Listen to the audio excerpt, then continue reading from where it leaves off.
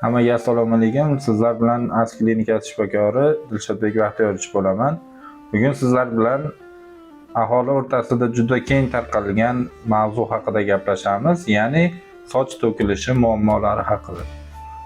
Soch to'kilish muammosini bir necha turlarga bo'lib, sizlar bilan birma-bir ko'rib chiqamiz. Birinchisi irsiyat. Bu nasldan naslga o'tish. Ikkinchisi gormonal o'zgarishlar. Gormonal o'zgarishlarga qalqonsimon bezning kasalliklari, homiladorlik yoki tug'ruqdan keyingi davr bo'lishi mumkin.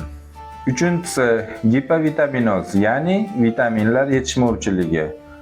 Bularning ichiga organizmga yetarlicha kirib kelmayotgan vitaminlar, oziq-ovqatlar bo'lmaganligi sababli soch zaiflashib, to'kila boshlaydi.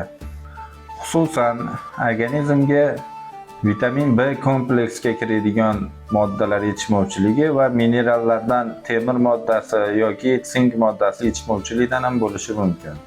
To'rtinchisi stress va ruhiy zo'riqish.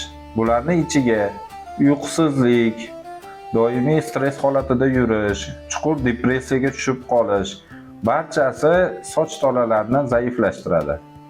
Beshinchisi noto'g'ri parvarish, ya'ni bularning ichiga sochni turli xil kimyoviy moddalar bilan bo'yash yoki bosh yuvgandan keyin yuqori gradusda issiq fen bilan boshni quritish yoki sochni yuvib quritmasdan ketish turli xil soch to'kilishlariga sabab bo'lishi mumkin.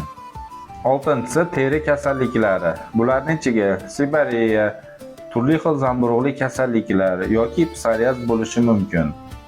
Soch to'kilishini oldini olish uchun 3 ta asosiy maslahat. Birinchisi to'g'ri ovqatlanish, ikkinchisi to'g'ri parvarish qilish, uchinchisi stress holatlarini kamaytirish. Agarda sizda juda ham ko'p miqdorda soch to'kilishi kuzatilayotgan bo'lsa, sizni shifokor trixologga borishingizni maslahat beraman. E'tiboringiz uchun rahmat. Keyingi ko'rsatuvlarda ko'rishguncha xayr, salomat bo'ling.